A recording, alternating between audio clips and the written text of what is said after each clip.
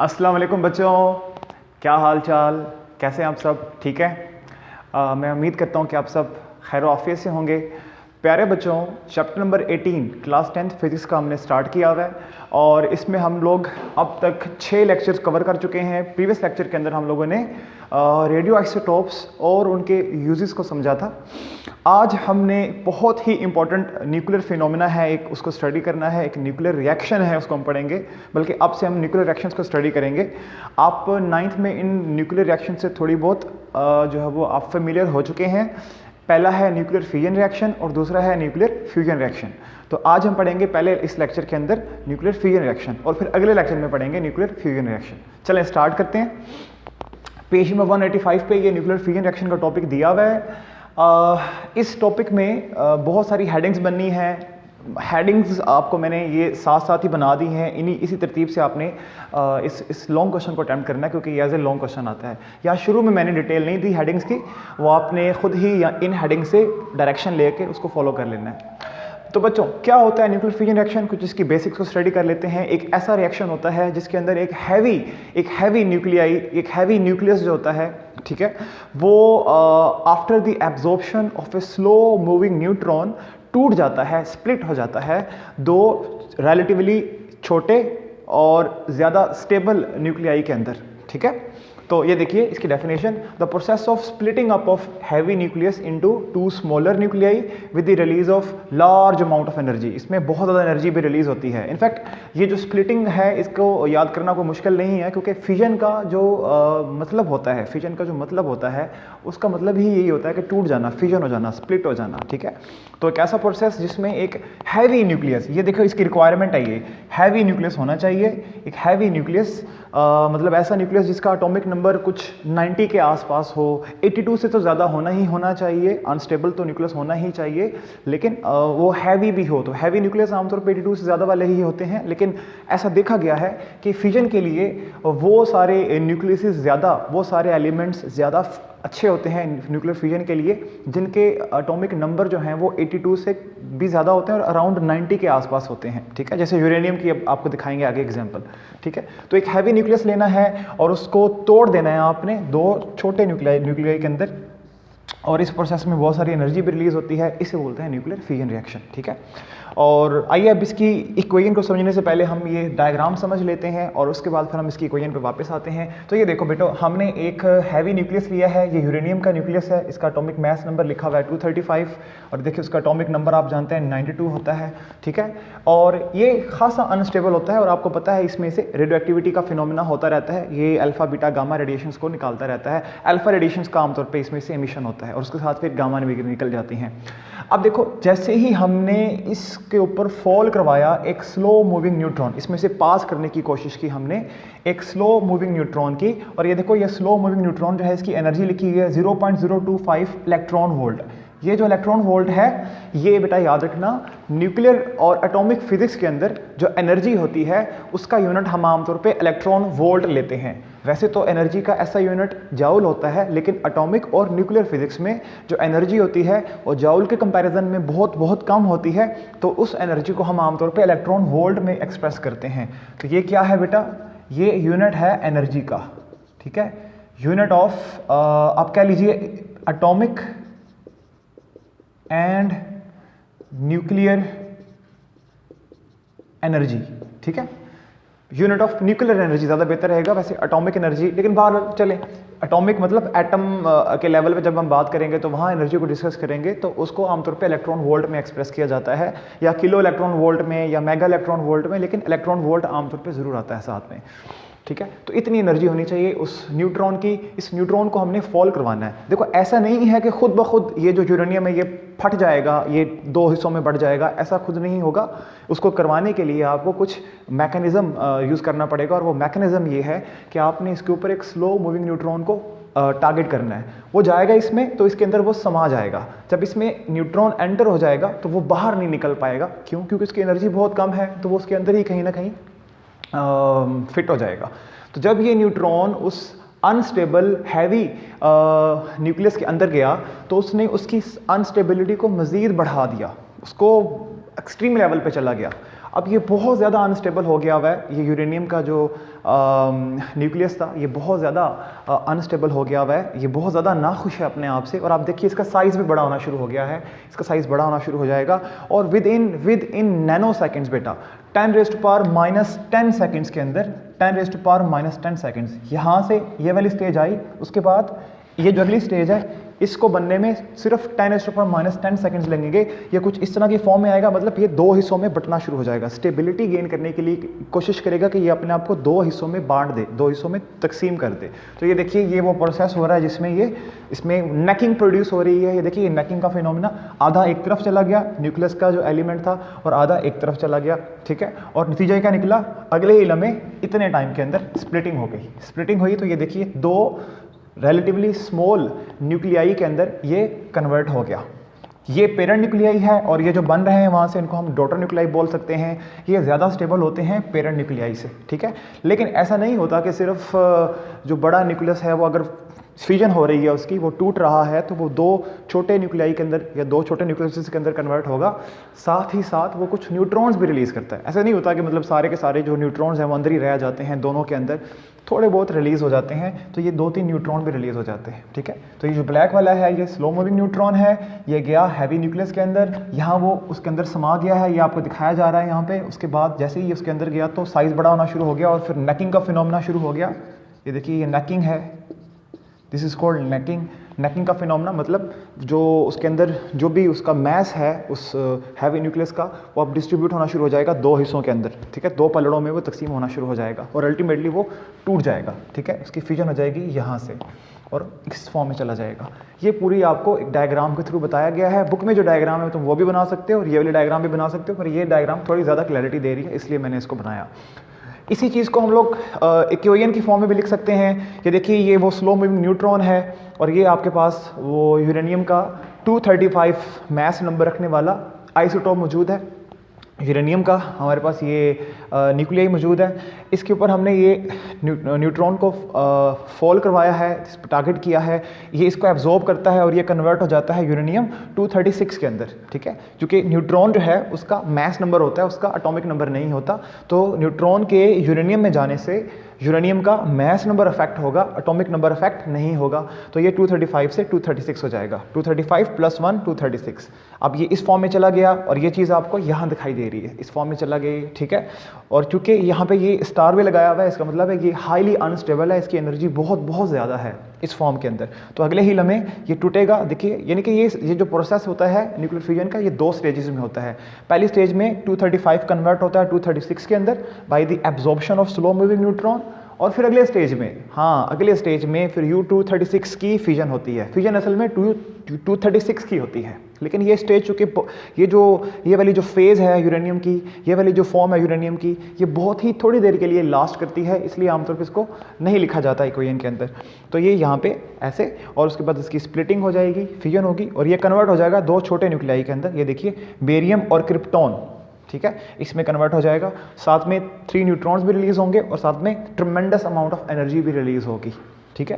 तो ये देखो ये बेरियम, इसका एटॉमिक नंबर 56 और mass number 141, krypton atomic number 36, mass number 92 और ये साथ में 3 न्यूट्रॉन्स। सबको ऐड करोगे तो इस तरफ जो एटॉमिक नंबर है वही इस तरफ आएगा और इस तरफ जो मैस नंबर है टोटल वो यहाँ पे आएगा। ये बराबर होने चाहिए। एक चीज़ और देखो, ये जो यहाँ से दो छोटे न्यूक्लियाई निकले हैं, इस बड़े न्यूक्लियस में से दो छोटे न्यूक्लियाई निकल रहे हैं, इनको बोलते हैं फिजन फ्रैगमेंट्स।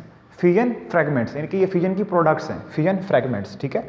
आपकी बुक में पहले उसने एक्स और वाई से रिप्रेजेंट किया है, फिर आगे जाके उसने एक्स और वाई की जगह पे बेरियम और क्रिप्टॉन लिख दिया है। तो आप भी ऐसे कर सकते हैं, इसको इक्वेशन को 2 दफ़ा लिख सकते हैं, ठीक है, या सिंपल ऐसे लिख दो तो ये चल रहेगा, कोई मसला नहीं। अब थोड़ा सा जब हमने इसको समझा कि फ्यूजन में एक हैवी न्यूक्लियस को तोड़ा जाता है दो छोटे और रिलेटिवली ज़्यादा स्टेबल न्यूक्लियाई के अंदर, न्यूट्रॉन भी निकलते हैं इसमें और बहुत ज़्यादा एनर्जी भी निकलती है, इसको समझ लिया हम लोगों ने। थोड़ी सी इसकी हिस्ट्री देखो। ये फिनोमेना 1939 में फर्स्ट टाइम ऑटो हॉर्न और फ्रिट्ज स्ट्रोसमैन, ये दो जर्मन केमिस्ट थे, देवर जर्मन केमिस्ट,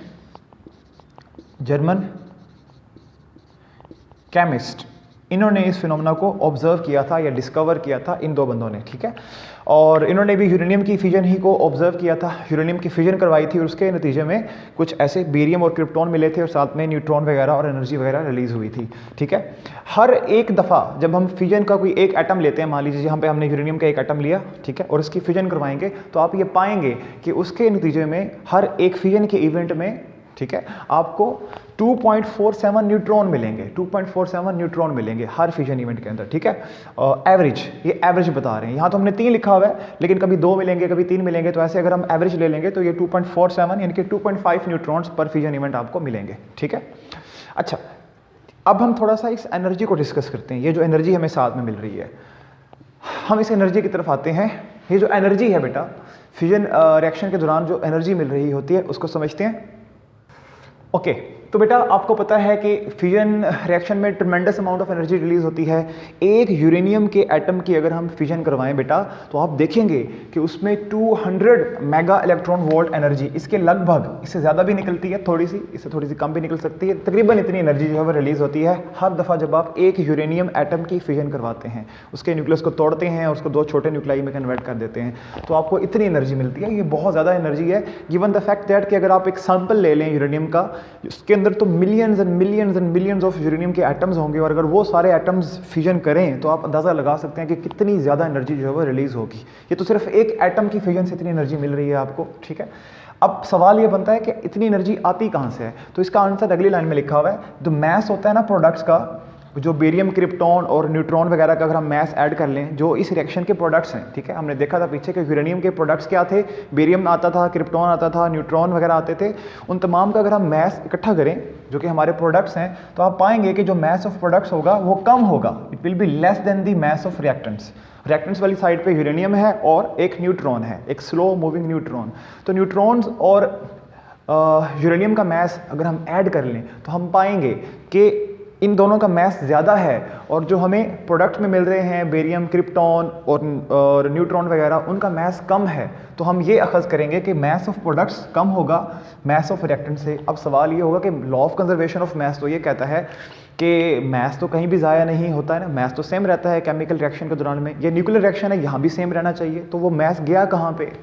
तो उसका आंसर ये है कि वो जो मैस आपको कम दिखाई दे रहा है प्रोडक्ट वाली साइड पे, असल में वो मैस एनर्जी में कन्वर्ट हो गया है। इस न्यूक्लियर रिएक्शन में वो मैस एनर्जी में कन्वर्ट हो गया। ये देखिए, because some mass converted into energy in accordance with mass energy equation, ठीक है। यहाँ पे हम वो मैस डालेंगे जो हमारा कन्वर्ट हुआ एनर्जी के अंदर और उसको हम c² से मल्टीप्लाई करेंगे which is speed of light. और आप जानते हैं इसकी वैल्यू बहुत बहुत ज़्यादा होती है, c की वैल्यू होती है 3 × 10⁸ मीटर पर सेकेंड। तो ये बहुत बहुत बड़ी वैल्यू है। तो बहुत अगर कम मैस भी, बहुत ही कम मैस अगर कन्वर्ट हुआ एनर्जी के अंदर, तो आप ये पाएंगे कि उस कम मैस से भी बहुत ज़्यादा एनर्जी आपको मिलेगी। इस यही वजह होती है कि न्यूक्लियर फिजन रिएक्शन में बहुत ही कम मैस होता है जो ज़ाया होता है, यानी कि जो प्रोडक्ट और रिएक्टेंट के मैस का फ़र्क होता है वो बहुत थोड़ा होता है, लेकिन उसके बावजूद हमें बहुत ज़्यादा एनर्जी मिल रही होती है। आप यहाँ से देख लीजिए कि एक इवेंट में इतनी मिल रही है, ठीक है। तो वो इस वजह से हो रहा होता है कि m ने c² से मल्टीप्लाई होना होता है और तब आपको जो एनर्जी रिलीज हो रही होती है वहाँ से, या जो मैस कन्वर्ट हो रहा होता है एनर्जी में, वो एनर्जी मिल रही होती है, ठीक है। अब आपको एक थोड़ा कंपैरिजन दे रहे हैं कि फिजन रिएक्शन कितना पावरफुल रिएक्शन है और इसमें कितनी ज़्यादा एनर्जी रिलीज होती है। अगर आप 1 टन कोल ले लें, 1 टन को आप समझ लीजिए 1000 किलोग्राम कोयला, इतना आप कोयला ले लें और उसको आप बर्न करें, ठीक है, इसको आप बर्न करें, ठीक है, 1 टन कोल को, और दूसरी तरफ आप 1 किलोग्राम यूरेनियम 235 ले लें, ठीक है, ये जो यूरेनियम का आइसोटोप फिजन करता है, यूरेनियम 235 करता है, तो ये ले लें और इसकी आप फिजन करवा दें, ठीक है। तो आप ये देखेंगे कि यहाँ बर्निंग से जो आपको एनर्जी मिलेगी वो इतनी मिलेगी 3.6 × 10⁻10 जूल, और यहाँ आप सिर्फ 1 kg, यहाँ देखिए 1000 kg और यहाँ 1 kg उसकी फिजन करवा रहे हैं, तो आपको यहाँ एनर्जी मिल रही है 6.7 10⁻11। यहाँ देखिए यहाँ 11 है और यहाँ पे पावर 10 है। तो आप देखिए ये एनर्जी इससे बहुत ज़्यादा है, यहाँ जो एनर्जी मिल रही है इससे बहुत ज़्यादा मिल रही है। पावर ऑफ 10 में अगर एक तरफ पावर सिर्फ 1 टाइम ज़्यादा हो तो वो भी बहुत ज़्यादा होती है, याद रखिएगा। तो ये एनर्जी बहुत ज़्यादा है इससे। तो यहाँ 1000 किलोग्राम कोल को बर्न करके भी एनर्जी उतनी नहीं मिल रही जितनी यहाँ पे सिर्फ 1 किलोग्राम यूरेनियम को फिजन करके मिल रही है। तो आपको यहाँ से अंदाज़ा हो रहा होगा कि फिजन कितना पावरफुल रिएक्शन है। तो ये सारी बातें हम लोग एनर्जी इन फिजन में बता सकते हैं। अब आखिरी चीज़ रहेगी fission chain reaction. Fission chain reaction क्या होता है? आमतौर पे ऐसे होता है कि जब हम फिजन रिएक्शन करवाते हैं तो फिर वो आगे चलता ही चला जाता है। मतलब एक दफ़ा हमने शुरू करवा दिया इसको तो उसकी सिस्टम इसकी जो आप कह लीजिए कि इसका जो क्या कहना चाहिए, इसकी जो कंपोजिशन कह लीजिए या इसकी जो अरेंजमेंट होती है वो कुछ ऐसी होती है कि एक दफ़ा फिजन शुरू हो गया तो उसके बाद फिर आगे फिजन चलती चली जाती है।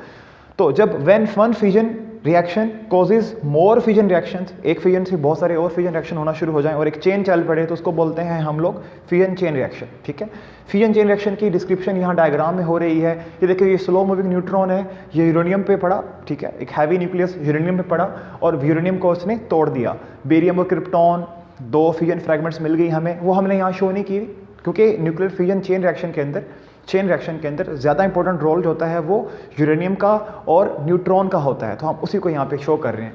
ये पहला न्यूट्रॉन जो स्लो मूविंग न्यूट्रॉन था, यूरेनियम में पड़ा, यूरेनियम की फिजन की, 3 न्यूट्रॉन मिल गए वहाँ से फर्दर। ये 3 न्यूट्रॉन आगे गए, इन तीनों न्यूट्रॉन्स ने आगे जाके फर्दर यूरेनियम के एटम्स को हिट किया। इनको आगे हमने प्रोवाइड किए फर्दर यूरेनियम के एटम्स, उनको हिट किया। हिट करने के बाद इनकी फिजन कर दी इन्होंने। जब इन्होंने फिजन की तो यहाँ से भी 3 न्यूट्रॉन निकले, यहाँ से भी 3 न्यूट्रॉन निकले, यहाँ से भी 3 न्यूट्रॉन निकले। अब ये जो 3 निकल गए हैं, टोटल 9 निकल रहे हैं। अब इनको आगे फर्दर मौका दिया गया कि आगे जाके ये फर्दर फिजन करें फर्दर यूरेनियम एटम्स की। तो आप देखेंगे क्या हो रहा है, ये जो प्रोसेस है ये चलता चला जा रहा है, एक चेन चल पड़ी है। इसी को बोलते हैं फिजन चेन रिएक्शन कि एक दफ़ा शुरू किया उसके बाद इसको खुद से करवाने की ज़रूरत नहीं है, निकलने वाले न्यूट्रॉन ही आगे फिजन करवाते चले जाएंगे। फिजन चेन रिएक्शन को हम कंट्रोल कर सकते हैं या नहीं कर सकते, इस लिहाज से 2 जो है वो कह सकते हैं कि टाइप्स में डिवाइड कर सकते हैं। पहला है अनकंट्रोल्ड फिजन चेन रिएक्शन और दूसरा है कंट्रोल्ड फिजन चेन रिएक्शन।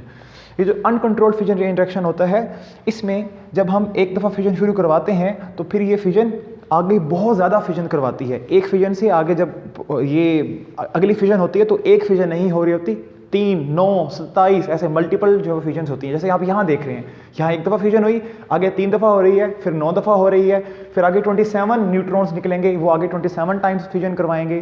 तो ये जो फिजन है कि जिसमें एक दफ़ा फिजन हुई उसके बाद मल्टीपल टाइप्स में, मल्टीपल नंबर में वो बढ़ती चली जा रही है, तो इसको बोलेंगे हम लोग uncontrolled fission chain reaction. Uncontrol क्यों कह रहे हैं इसको? क्योंकि इसमें जो एनर्जी निकलती है वो मल्टीप्लाई हो जाती है मिली सेकेंड्स के अंदर, बहुत ज़्यादा एनर्जी निकलती है। आप खुद सोचिए ना, 200 mega electron volt, 200 600 mega electron volt, और फिर ये 9 से मल्टीप्लाई कर दो 200 से, फिर आगे और ज़्यादा फिजन होगी तो उसे मल्टीप्लाई कर देना, तो एनर्जी बढ़ती चली जा रही है, बढ़ती चली जा रही है। इसको कंट्रोल ही नहीं कर पा रहे हम लोग, तो एनर्जी बहुत ज़्यादा होती है ये। ठीक है, ये कहाँ पे इस्तेमाल होता है? एटम बम के अंदर। एटम बम में यही होता है।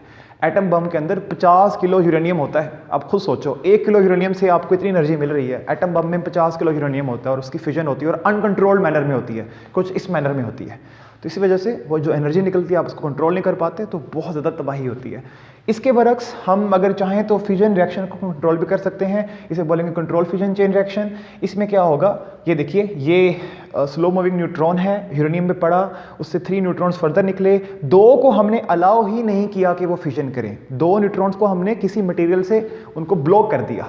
अब वो मटेरियल क्या होता है आप सोचेंगे तो हम रोड यूज़ करते हैं उसके लिए, उस रोड को बोलते हैं कंट्रोल रोड, क्योंकि वो कंट्रोल कर रहा होता है फिजन रिएक्शन को।